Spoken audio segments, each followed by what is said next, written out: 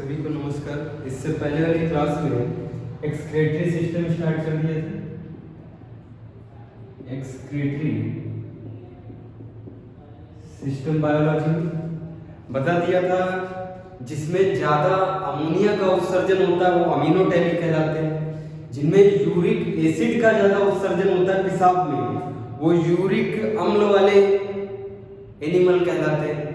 मानव में सबसे ज्यादा यूरिया का उत्सर्जन होता है पेशाब में, इसीलिए मानव यूरियोटैलिक कहलाता है। फिर देख लेते हैं, जो हम लोग खाते पीते हैं, जो मानव खाता है वो सब कुछ अच्छा नहीं होता है। जो हम लोग खाते पीते हैं उसमें से सब कुछ अच्छा नहीं मिलता है, उसमें से कुछ चीजें खराब भी मिलती है। देखना, जैसे दाल खाया, दाल जब खाया तो दाल में क्या होता है, CHO प्लस नाइट्रोजन। नाइट्रोजन अगर शरीर में जम गया, अगर शरीर में नाइट्रोजन स्टोर्ड हो गया तो ये हमारे लिए जहर का काम करेगा, तो ये हमारे अंग को खराब कर देगा। इसीलिए नाइट्रोजन को बाहर निकालना है। नाइट्रोजन को बाहर निकालने के लिए नाइट्रोजन का रूप बदलना पड़ेगा। हमने दाल खाया एक थाली में, ये थाली है, इसमें क्या है, दाल। और दाल में क्या होता है, कार्बन, हाइड्रोजन, ऑक्सीजन, नाइट्रोजन। हमने दाल खाई, फिर दाल में क्या मिला, ये जो मिल रहा है इसका तो आसानी से दोहन हो जाएगा। कार्बन, हाइड्रोजन, ऑक्सीजन, निकलेगा ये भी बाहर। निकलेगा ये भी बाहर कैसे, कार्बन डाइऑक्साइड के द्वारा, CO2। लेकिन ये कहां से निकलेगा, फेफड़े से। नाइट्रोजन फेफड़े से नहीं निकल सकता, नाइट्रोजन फेफड़े से नहीं निकल सकता। नाइट्रोजन का रूप बदलना पड़ेगा शरीर को, उसको बनाना पड़ेगा यूरिया।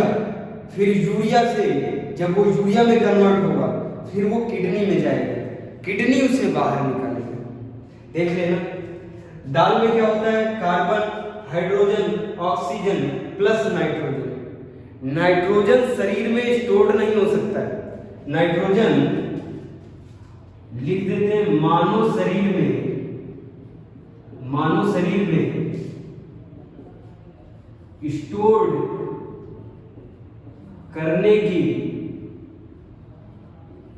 क्षमता नहीं है। नाइट्रोजन को मानव अपने शरीर में नाइट्रोजन को स्टोर नहीं कर सकता है, तो इसको बाहर निकालना पड़ेगा। बाहर कैसे निकलेगा, हमने खा तो ली दाल, जब दाल आई तो हमने दाल खा ली, दाल में क्या मिल जाता है, नाइट्रोजन मिल जाता है। आगे नाइट्रोजन अगर शरीर में रहा तो ये, अगर शरीर में नाइट्रोजन रहा तो ये जहर का काम करेगा। इसका मतलब ये शरीर से बाहर निकालना पड़ेगा। अब जब शरीर में ये गया तो ये कहां जाएगा, धीरे धीरे करके स्मॉल इंटेस्टाइन में जाएगा। स्मॉल इंटेस्टाइन में जाएगा, हमने पहले भी पढ़ा है कैसे, एसोफेगस, स्टमक, फिर स्मॉल इंटेस्टाइन। स्मॉल इंटेस्टाइन में कंप्लीट डाइजेशन होता है। यहां पे कंप्लीट डाइजेशन भी होता है, कंप्लीट एब्जॉर्प्शन भी होता है। छोटी आंत में कंप्लीट डाइजेशन भी होता है, कंप्लीट एब्जॉर्प्शन भी होता है। क्योंकि छोटी आंत में हमने पढ़ा है विलाई होते हैं, फिंगर लाइक स्ट्रक्चर होते हैं, छोटे छोटे फिंगर लाइक स्ट्रक्चर होते हैं। वो क्या कर लेते हैं, एब्जॉर्ब कर लेते हैं। उन्होंने क्या एब्जॉर्ब कर लिया, इस फार्मूले को एब्जॉर्ब कर लिया, इस फार्मूले को स्मॉल इंटेस्टाइन ने एब्जॉर्ब कर लिया, छोटी आंत ने एब्जॉर्ब कर लिया। फिर अभी ये नाइट्रोजन तो स्टोर नहीं हो सकता, 100 की सीधी बात है, नाइट्रोजन शरीर में स्टोर नहीं हो सकता। अगर स्टोर हुआ, अगर शरीर में कमी है और नाइट्रोजन स्टोर हो गया तो फिर शरीर खराब हो जाएगा, इंसान मर जाएगा। इसीलिए नाइट्रोजन तो स्टोर नहीं हो सकता, तो इसको बाहर निकालना पड़ेगा। छोटी आंत तक आ गए, छोटी आंत में छोटी छोटी फिंगर लाइक स्ट्रक्चर होती है, जिन्हें क्या कहते हैं, विलाई। अब ये विलाई क्या करेगी, नाइट्रोजन को एब्जॉर्ब करेगी और एब्जॉर्ब करके किसको भेज देगी? लीवर को। लीवर को उर्दू में जिगर भी कहते हैं, हिंदी में यकृत भी कहते हैं। लीवर को भेज देगी। केवल लीवर के अंदर क्षमता है जो इस नाइट्रोजन को यूरिया में कन्वर्ट कर देगा। ये लीवर क्या करेगा? नाइट्रोजन को कन्वर्ट किस में कर देगा? यूरिया में। लेकिन यूरिया भी तो खतरनाक है, शरीर के लिए यूरिया भी खतरनाक है। तो यूरिया भी स्टोर नहीं हो सकता शरीर में, किसमें चेंज कर दिया? नाइट्रोजन को यूरिया में चेंज कर दिया। एग्जाम में पूछा जाता है हमारे शरीर में नाइट्रोजन को यूरिया में बदलने वाला कौन सा मुख्य अंग है? कौन सा अंग होता है? यकृत, जिसे लीवर कहते हैं।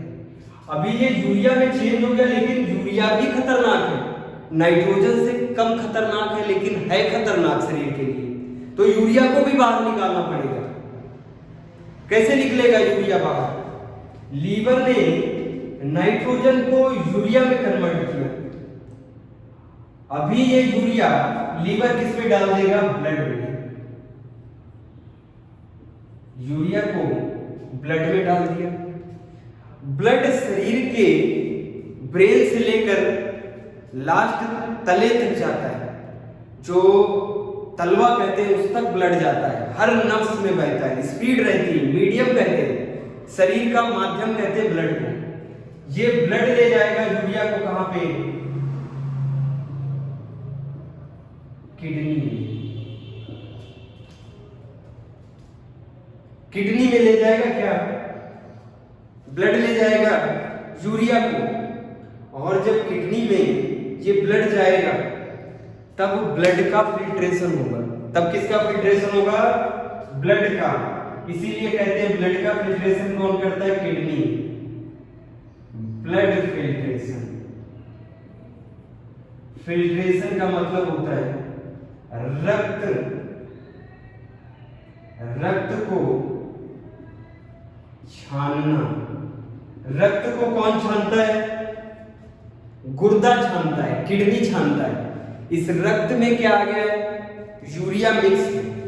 यूरिया को किडनी अलग कर देगा और जो साफ ब्लड होगा, जो इंपॉर्टेंट है, जो आवश्यक है, उसको अलग कर देगा। इस ब्लड में केवल यूरिया नहीं है, जब हम लोग खाते हैं तो नाइट्रोजन भी मिलता है, यूरिक एसिड भी मिलता है, क्रेटिनाइन भी मिलता है, अमोनिया भी मिलता है, एक्सेस अमाउंट ऑफ वाटर भी रहता है। तो पेशाब में एक्सेस अमाउंट ऑफ वाटर ही तो निकलता है। जो शरीर के लिए, जो सेल्स के लिए जरूरी है, इंपॉर्टेंट है वाटर, वो वाटर तो यूज कर लिया जाता है। लेकिन जो जरूरी नहीं है, 95% पेशाब में क्या निकलता है? वाटर ही निकलता है। 2 से 2.5% केवल यूरिया निकलता है। लेकिन इतना भी यूरिया बहुत है, क्योंकि और कई जंतुओं में 2 से 2.5% यूरिया नहीं निकलता, केवल मानव में 2 से 2.5% यूरिया निकलता है। इसीलिए हमें यूरियोटैलिक कहा जाता है। इसीलिए मानव को यूरियोटैलिक कहा जाता है, क्योंकि हमारे पेशाब में 2 से 2.5% यूरिया निकलता है, इसीलिए हम यूरियोटैलिक हैं। और किसी जंतु में 2 से 2.5% यूरिया नहीं निकलता है, इसीलिए उन्हें यूरियोटैलिक नहीं कहा जाता है, हमें यूरियोटैलिक कहा जाता है। फिर एक बार रिपीट कर देते हैं। हमने खाना खाया, खाने में अच्छी चीजें भी मिल रही है। अच्छी चीजें क्या? ग्लूकोज मिल रहा है जो एनर्जी देगा। अरे भाई, आयरन मिल रहा है, हमने पढ़ाया है विटामिन्स मिल रहे हैं, वाटर मिल रहा है, वाटर खाने पीने में वाटर मिल रहा है। लेकिन हम जब पानी पीते तो तो उसमें से जो आवश्यक वाटर होता है वो सेल्स तक जाता है। जो ज्यादा पानी हो जाता है वो पेशाब के डगर निकल जाता है। जब कभी आप ट्राई करना, बहुत तेज प्यास लगी हो और पानी पियोगे, फिर जल्दी पेशाब नहीं लगेगी, क्योंकि हमारे बॉडी को आवश्यकता थी वाटर की, वो एब्जॉर्ब कर लेगा मैक्सिमम। लेकिन जब खूब पानी होता है, पहले से पी रखा और तुरंत फिर पी लिया, फिर पेशाब तुरंत लग जाएगा, क्योंकि पहले से उसको मिल चुका है, पर्याप्त वाटर है बॉडी के अंदर, एक्सेस अमाउंट ऑफ वाटर भी निकलता है पेशाब से। इसी एक्सेस अमाउंट ऑफ वाटर रहता है 95%। कई बार एग्जाम में पूछा गया है पेशाब में कितने परसेंट वाटर निकलता है, 95% वाटर निकलता है। फिर देख लेना हमने जो खाया पिया है, हम जो खाते हैं उसमें अच्छी चीजें भी मिलती है, बुरी चीजें भी मिलती है। अच्छी चीजें क्या है, ग्लूकोज, आयरन, विटामिन, मिनरल्स, ये सब तो हो गई अच्छी चीजें। बुरी चीजें क्या है,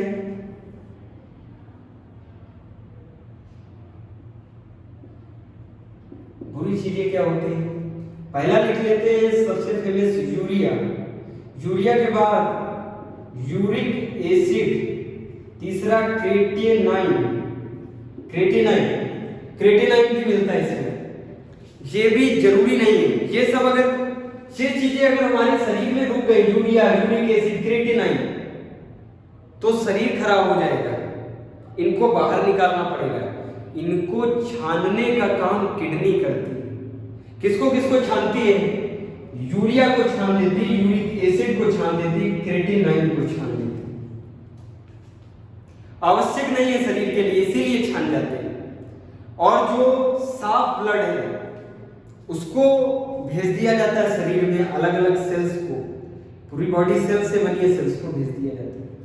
फिर देख लेते हैं, हमने खाया खाना, खाने में इसी से बनेगा, इसी कार्बन से, कार्बन मोनो जो मोनोसैकेराइड होता है उसी से बनता है ग्लूकोज। ग्लूकोज आवश्यक है, लेकिन इसमें जो नाइट्रोजन है ये आवश्यक नहीं है। ये आवश्यक नहीं है तो इसको बाहर निकालना पड़ेगा।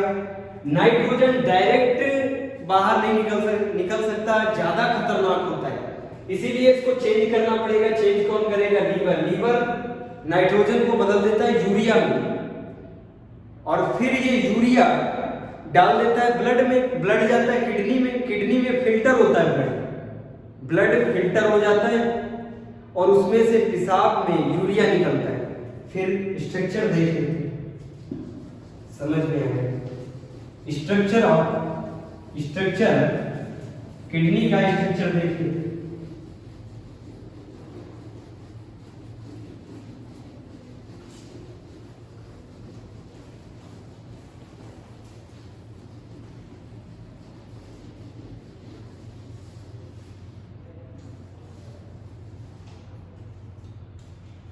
हमने खाना खाया, खाना गया छोटी आंत में,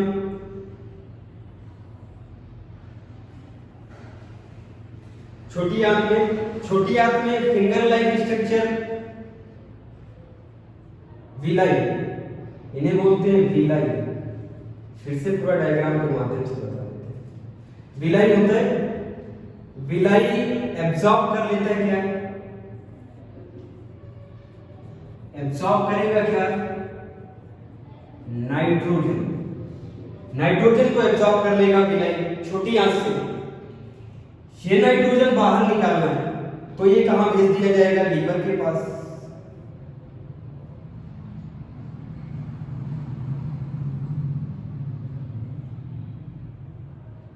ये नाइट्रोजन फिर से कहां पे चला आएगा, लीवर। लीवर इस नाइट्रोजन को क्या बना देगा, नाइट्रोजन को बना देगा यूरिया, और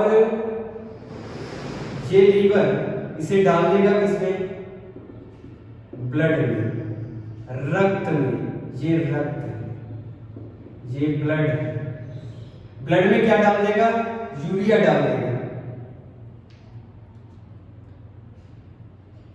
यूरिया को डाल दिया, फिर इधर उदर गुहा में, उदर गुहा बोले तो डॉर्सल साइड, हमारे शरीर में डॉर्सल साइड, पीछे की साइड को डॉर्सल साइड कहते हैं। उदर गुहा में किडनी होती है, किडनी बीन शेप होती है, सेमी की बीज जैसे, दो किडनी होती है, एक नहीं दो किडनी मानव में।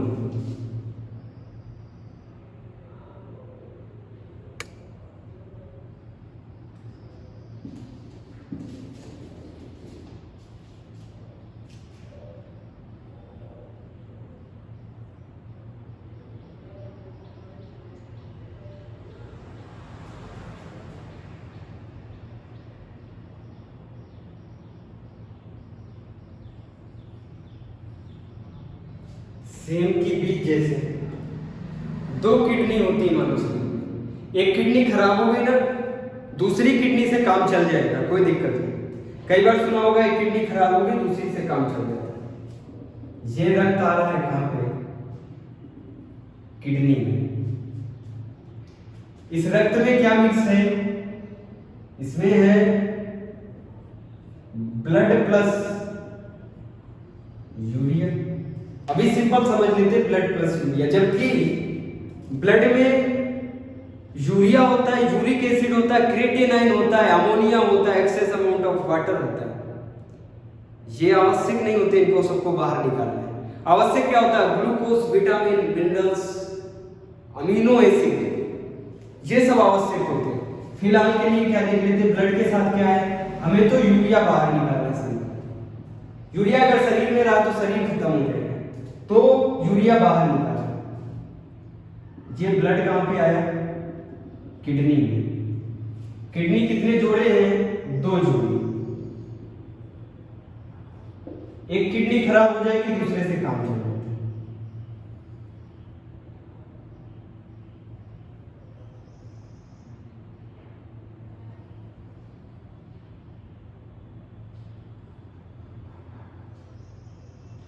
किडनी में दो पाइप जुड़े हुए हैं, दो पाइप जुड़े हुए हैं जिनको कहते हैं मूत्र वाहिनियां, यूरेटर इंग्लिश में बोलते हैं। जिस जगह से पाइप जुड़े हुए हैं, जिस जंक्शन से, जिस पॉइंट से पाइप जुड़े, इसे बोलते हैं हाइलम। हाइलम बोलते हैं। ये तो हो गई किडनी। किडनी में दो पाइप जुड़े हुए हैं, इसको बोलते हैं मूत्र वाहिनियां। मूत्र वाहिनियां इंग्लिश में बोलते हैं यूरेटर। मूत्र वाहिनियां या फिर बोल देते हैं यूरेटर। समझ में आ रहा है? छोटी आंत से नाइट्रोजन गया लीवर में, लीवर ने चेंज कर दिया किसमें? यूरिया में, नाइट्रोजन को। और कहां छोड़ दिया? ब्लड में।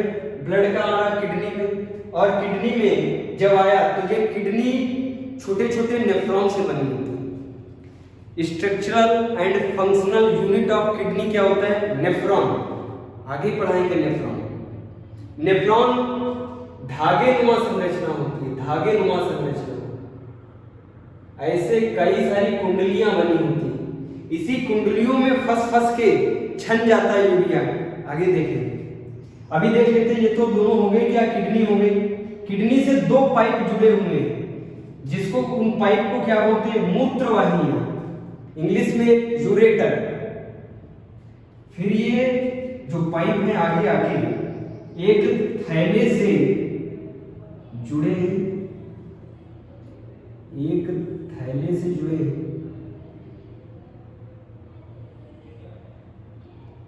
जिस थैले को बोलते हैं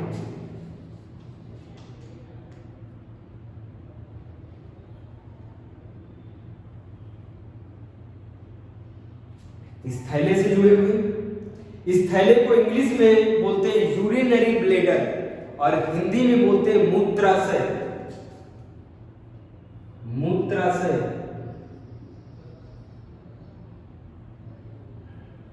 मूत्राशय इंग्लिश में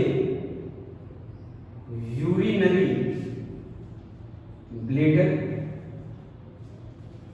फिर देख लेंगे यूरिनरी ब्लैडर। यहीं पे मूत्र स्टोर होता है, यहीं पे पेशाब स्टोर होता है। कितने पुरुषों में 500 ml क्षमता होती है स्टोर करने की। कितना? 500 ml। कई बार देखा है पेशाब लगती लोग बैठे रहते हैं।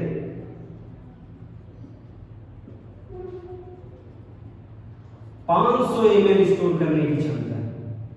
फिर यहाँ पे छोटे छोटे रिसेप्टर लगे हुए, छोटे छोटे रिसेप्टर लगे। ये इंडिकेट करते हैं ब्रेन को कि अब मूत्र थैली भर चुकी है। कितना? 500 ml। 500 ml मानव में क्षमता। मानव में पुरुष की क्षमता कितनी है? 500 ml मूत्र को स्टोर करने की। और 400 ml महिलाएं स्टोर कर सकती हैं मूत्र को। फिर उसके बाद रिसेप्टर लगे होते हैं, इससे ज्यादा अगर मूत्र हुआ तो फिर कोई रोक नहीं सकता है। ब्रेन इंडिकेट करने लगेगा कि अब तो जाना पड़ेगा। कितना स्टोर कर सकते हैं? 500 ml लिमिट है इसकी। फिर देख लेते हैं, यहाँ पे छोटी आंत में खाना खाया हमने, छोटी आंत में क्या क्या है? Carbohydrate, protein, fat, vitamin, mineral. इसी प्रोटीन में है CHO प्लस नाइट्रोजन। ये नाइट्रोजन कहां पे जाएगा? लीवर में। लीवर इस नाइट्रोजन को किस में चेंज करेगा? यूरिया में। लेकिन यूरिया भी खतरनाक है शरीर के लिए। फिर यूरिया को बाहर कौन निकालेगा? किडनी। किडनी को क्या कहते हैं इंग्लिश में? हिंदी में कहते हैं वृक्क। वृक्क बाहर निकालेगा।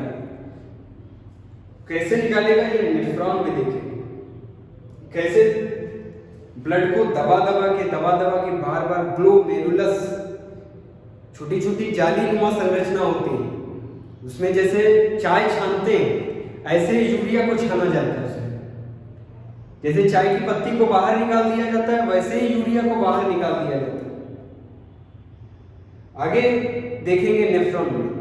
अभी देख रहे हैं किडनी में देखा, ये क्या है? किडनी दो होती है, किडनी दो होती, मूत्रवाहिनियां भी दो जोड़ी होती है। ये पाइप भी दो जोड़े, एक जोड़ा दो जोड़ा। मूत्राशय एक होता है, मूत्राशय में मूत्र स्टोर होता है, मूत्राशय में मूत्र स्टोर होता है। अभी आ रहा है यहां तक समझ में। फिर हेडिंग डालो किडनी, सिर्फ किडनी देखिए।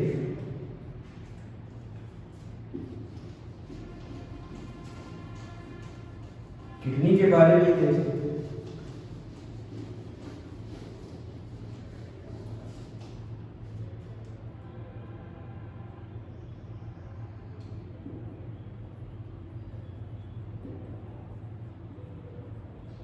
हिंदी में बोलते हैं वृक्क। किडनी का वजन 150 ग्राम होता है। किडनी का वजन पुरुषों में 150 ग्राम, किडनी का वजन पुरुष में 150 ग्राम, 150 ग्राम, और महिलाओं में 120 ग्राम। किडनी का वजन पुरुषों में 150 ग्राम, महिलाओं में 120 ग्राम। सेम की बीज के आकार का। आकार कैसा है? सेम की सब्जी बनती है, सेम की बीज बोले तो सीड के आकार का किडनी होता है। यहां तक हो गया।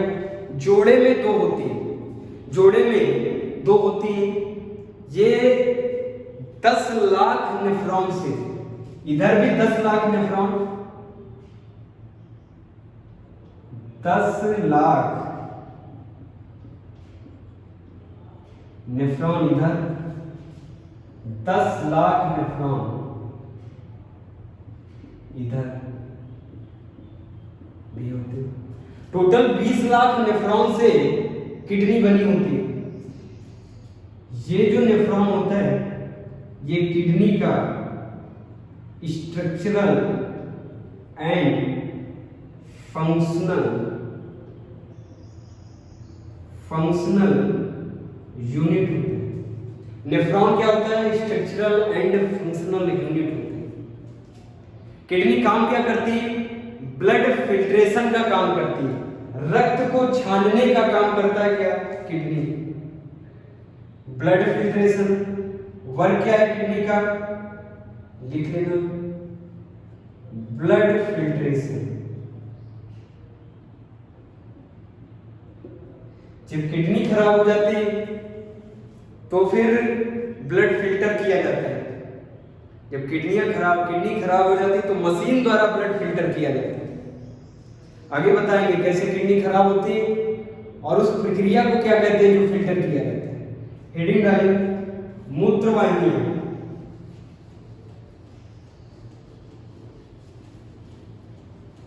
मूत्रवाहिनी या फिर यूरेटर,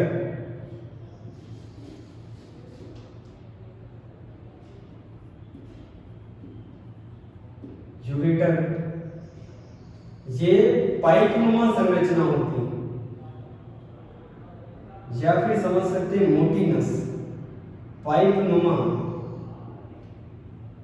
संरचना होती है किसकी, यूरेटर की। इसी से मूत्र मूत्राशय में पहुंचता है, मूत्राशय में जाता है। जोड़े में कितने होते हैं, 2। कितने सेंटीमीटर का, 20 से 25 सेंटीमीटर का पाइप होता है। 20 से 25 सेंटीमीटर का पाइप होता है मूत्राशय का। मूत्रवाहिनी की लंबाई 20 से 25 सेंटीमीटर होती है, इसकी बात कर रहे हैं। बाद में मूत्र कहाँ स्टोर होता है, मूत्राशय में। हेडिंग डाले मूत्राशय, यूरिनरी ब्लैडर, यूरिनरी ब्लैडर।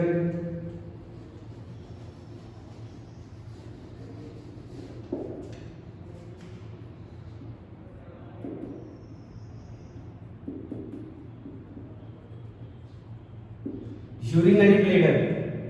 मूत्रवाहिनियां मूत्र को स्टोर्ड कहाँ करती हैं, मूत्र स्टोर्ड कहाँ होता है। ऐसा नहीं होता हमने पानी पिया और तुरंत मूत्र लगेगा, तुरंत पेशाब लगेगा, ऐसा नहीं होता है। आपने पानी पिया, अगर बॉडी की डिमांड है और पानी पिया तो जल्दी पेशाब नहीं लगेगी। अगर डिमांड नहीं है, किसी ने कहा कि भाई पानी पी लो, शौक में ज्यादा पानी पी लिया, फिर तुरंत पेशाब लगेगी। लेकिन तब भी थोड़ी देर स्टोर्ड कहाँ पे होती है, पेशाब या मूत्र स्टोर्ड कहाँ होता है, मूत्राशय में। मूत्राशय, इसे ही मूत्र की थैली कहते हैं, या फिर पेशाब का थैला। पेशाब का थैला किसे कहते हैं, यूरिनरी ब्लैडर को। यहीं पे पेशाब जमा होती है। कितनी जमा हो सकती है, 500 ml लास्ट लिमिट है, 500 ml के ऊपर नहीं, 500 ml तक स्टोर होती है। फिर इसी से जुड़ा हुआ है यूरेथ्रा। आगे की तरफ एक भाग होता है क्या, यूरेथ्रा। और यूरेथ्रा से जुड़ा होता है पेनिस।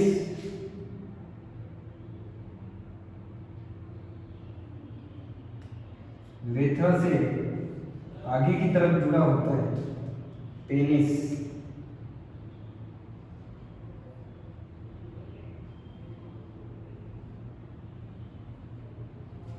आगे की तरफ पेनिस जुड़ा होता है, और फिर इस पेनिस से क्या निकलती है, पेशाब।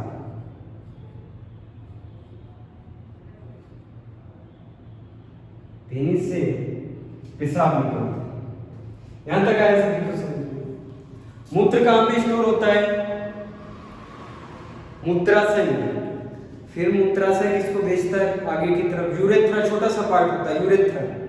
यूरेथ्रा में ही क्या कनेक्ट होता है, पेनिस।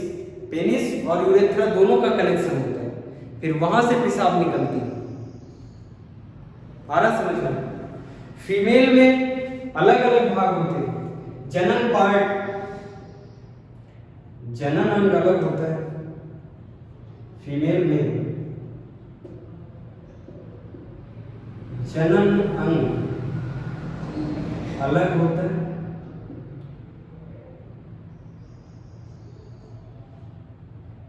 पेशाब अंग अलग होता है। महिलाओं में पेशाब अंग छोटा होता है, पुरुषों में ज्यादा होता है। कई बार एग्जाम में पूछा गया कंपेरिजन। पुरुषों में इसलिए क्योंकि आगे की तरफ पेनिस होता है, इसीलिए पुरुषों में ज्यादा, महिलाओं में कम होता है।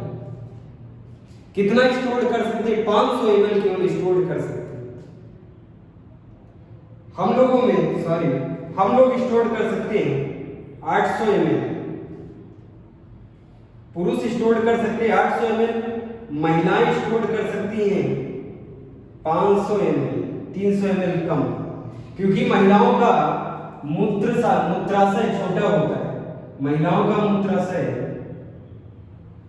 मेल के कंपैरिजन छोटा होता है, और इनके लास्ट में लगे होते हैं रिसेप्टर।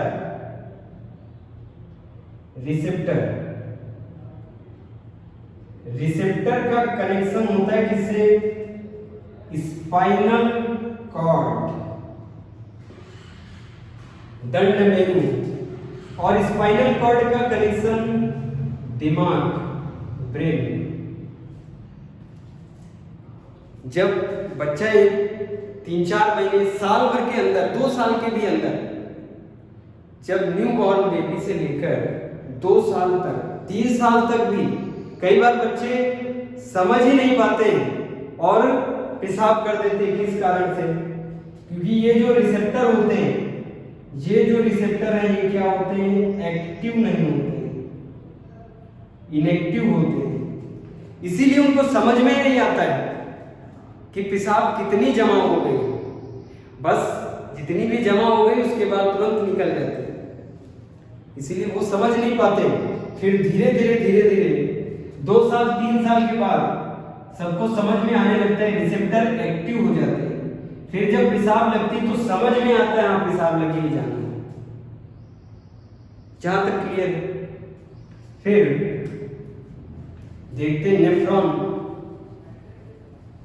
यूरिनरी ब्लैडर हो गया, नेफ्रॉन।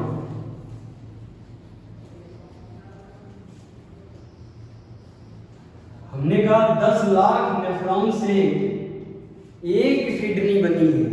10 लाख नेफ्रॉन से एक किडनी का निर्माण हुआ है। 10 लाख नेफ्रॉन से, मतलब 10 लाख इधर है नेफ्रॉन, 10 लाख इधर, 10 लाख इधर, 10 लाख नेफ्रॉन है। नेफ्रॉन आप समझ सकते हैं, जैसे पतंग उड़ाते हैं धागा होता है, उससे भी पतला धागा होता है। ऐसे कितने धागा होते हैं? 10 लाख धागाओं से एक किडनी बनी। 10 लाख। कई बार एग्जाम में पूछा गया है कितने लाख नेफ्रॉन पाए जाते हैं। 10 लाख नेफ्रॉन से एक किडनी का निर्माण होता है। दिखते कैसे हैं नेफ्रॉन? नेफ्रॉन कैसा दिखता है देख लीजिए। फिर से एकदम बेसिक से बता रहा हूं, टफ है थोड़ा।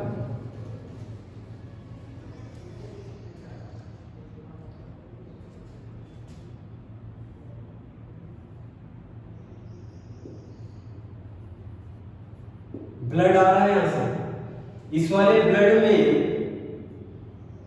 यूरिया है, इस वाले ब्लड में यूरिया है। ये ब्लड आ रहा है किसकी तरफ? किडनी की तरफ ब्लड आ रहा है। इस ऐसी नस को बोलते हैं एफरेंट आर्टरी। एफरेंट आर्टरी, ऐसी नस को बोलते हैं एफरेंट आर्टरी। एफरेंट आर्टरी बोलते हैं ऐसी नस को। अभिवाही रक्त नलिका हिंदी में बोलते हैं। अभिवाही देखो हिंदी में जो रक्त लेके आ रही उसे अभिवाही रक्त नलिका, जो रक्त लेके जा रही उसे अपवाही रक्त नलिका, जो रक्त लेके आ रही उसे अभिवाही रक्त नलिका। और ये रक्त नलिका किससे कनेक्ट होती है? नेफ्रॉन से, क्योंकि नेफ्रॉन से ही तो किडनी बनी है। नेफ्रॉन से कनेक्शन होता है। नेफ्रॉन का स्ट्रक्चर देखिए,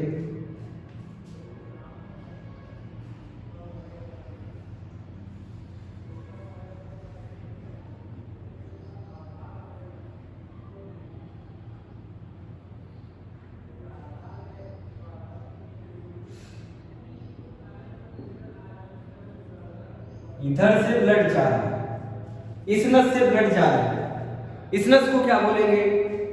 अपवाही रक्त नलिका। देख लेना।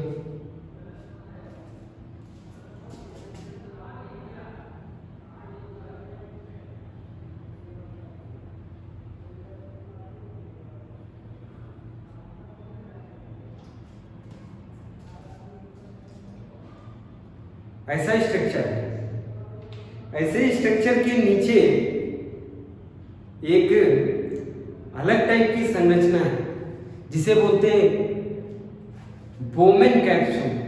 ये जो उलझी हुई संरचना है, बहुत ज्यादा उलझी हुई संरचना है, कठिन संरचना दिख रही है, इसको ग्लोमेरुलस कहते हैं। ग्लोमेरुलस, इसको याद रखना, ग्लोमेरुलस। ग्लोमेरुलस इसी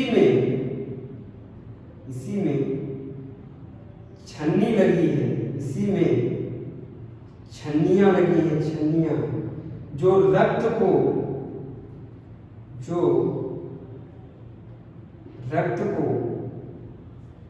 छानने का काम करती है, जो छानने का काम करती है। इसी में छोटी छोटी जालीनुमा संरचना है।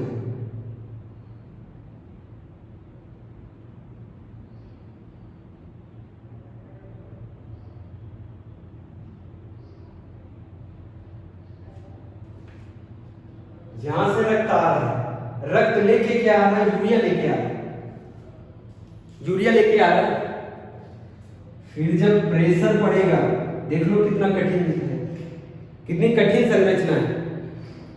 ऐसी कठिन संरचना में, इतनी पतली संरचना में जब ब्लड घूमेगा, प्लस इसमें छन्नियां लगी हुई, तो इसमें यूरिया छन जाएगा। यूरिया क्या हो जाएगा? छन जाएगा। और उसके बाद जाएगा कहां पे?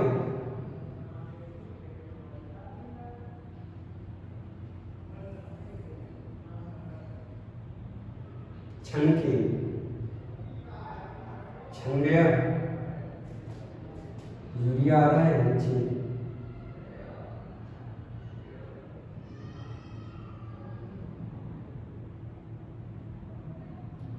यूरिया आ गया इसमें। उसके बाद और भी कुंडलित संरचना इसमें यहां तक आया। ग्लोमेरुलस जो है बहुत उलझी हुई संरचना है, उसमें छोटी छोटी जालियां लगी हुई, उस प्लस इतने प्रेशर में ब्लड चल रहा है उस जालियों में कि यूरिया इसमें से छन के कहां पे आ जाएगा? बोमेन कैप्सूल में। इसको बोलते हैं बोमेन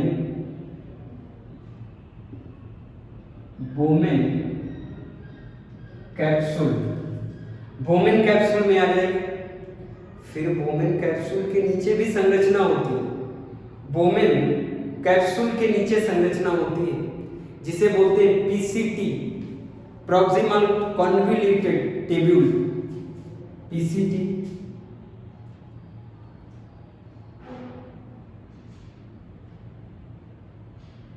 इसके नीचे भी थोड़ी कठिन संरचना है, पाइपनुमा है, थोड़ी कठिन संरचना, ऐसी है संरचना। अब यूरिया किसमें आया? इधर आ गया यूरिया। इसको क्या बोलते हैं? पीसीटी।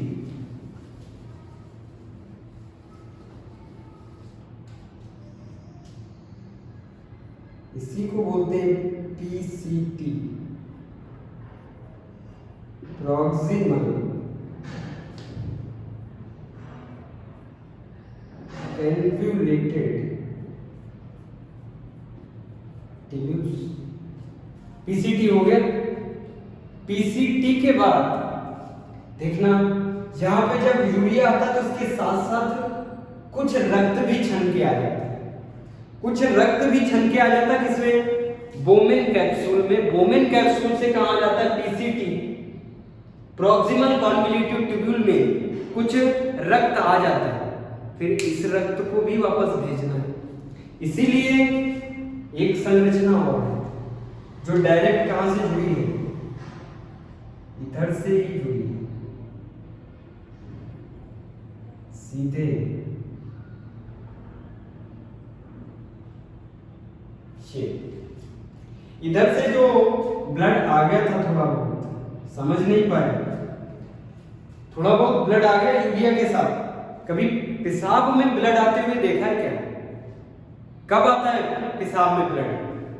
जब रक्त छन नहीं पाता तब आ जाता है ब्लड। समझ लो जिस दिन पेशाब में ब्लड आने लगे, समझ लो किडनी खराब हो गई, जल्दी जल्दी इलाज कराओ उसका, फिर डैमेज हो चुकी है किडनी, जो नेफ्रॉन है वो डैमेज हो चुके हैं, तभी पेशाब में ब्लड आता है, ऐसे नहीं ब्लड आता है। फिर देख लो अगर थोड़ा बहुत ब्लड आ गया किसमें, पीसीटी प्रॉक्सिमल कॉन्वोल्यूटिव ट्यूबुल में थोड़ा ब्लड आ गया तो वापस कहां भेजा जाएगा? फिर भेज दिया गया अपवाही रक्त नलिका में भेज दिया गया, जहां से वो शरीर में जाएगा, इंपॉर्टेंट कार्य में लगेगा, वहां फिर से भेज दिया गया। अभी आज टाइम हो गया, कल वाली क्लास में यहीं से स्टार्ट करते हैं, नेफ्रॉन पढ़ाएंगे, फिर से डिटेल से पढ़ा देंगे पूरा डिटेल से। आज के लिए यहीं तक पढ़ाते हैं।